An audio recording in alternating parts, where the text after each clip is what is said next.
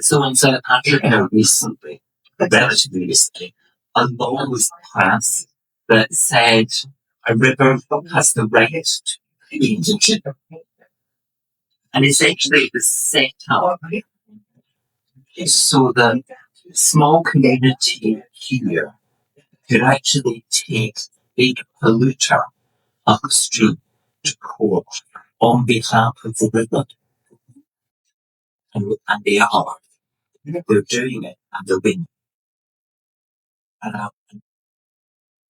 Things like that. If you like, in our wider world, people are waking up to an animist set of perspectives. A river has rights, and that applies. There is a homeless there. So the whole conservation movement is based on, it's often based on annoying value judgments, but very rather than scale ones. Rather than ones with lots of things. But in that sense, well, no, these are valuable. These are valuable in their own right. We should make sure they persist.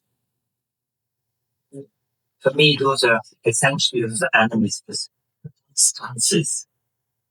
They may not have the spirituality side of it, but they're still saying, no, this is a valuable creature, being, landscape, habitat. We should look at it. So that then brings in us and such. So how much do we do that? How often do we do that?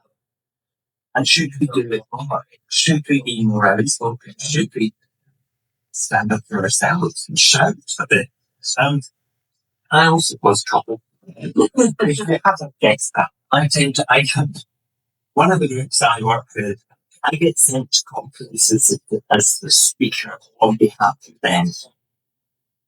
On the grounds I'll see the officials, which are often things like, what do you think? Do you actually think the trees care that you're doing that? Are you making a difference to the quality of life? And do you upset people very? But I'd say for us, the implications are, look at our own practice. Yeah. A lot of people practice is about very colourful. We really like our drama and our ceremonies and our rituals. We like our, whatever you call it, our wheels of the year, however those are manifested. And we're being something kind you get. We find two people arguing about the right name for the moon. And it's you can see. And it's annoying, and it's good, and it's exciting all at the same time, which for me as an artist, this is about colour and vibrancy and excitement. Because if people go, yes, I didn't need glamorous clothes. I've got another really magical group I know who have been looking at the rights of witness. And there's very little that has